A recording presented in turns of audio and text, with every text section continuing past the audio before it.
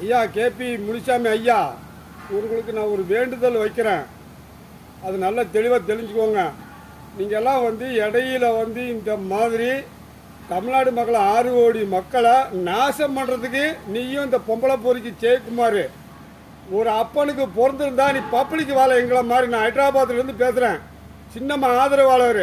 இந்த எலெக்ஷனுக்கு எம்பி எலெக்ஷனுக்கு யாருக்கு ஓட்டு போட தெரியாமல் பாரதிய ஜனதாவுக்கு போட்டு வந்திருக்கேன். எச்சிக்கலப்பேல 7 கேபி முனிசாமி, பொம்பளை பொறிக்கு உதயகுமார்.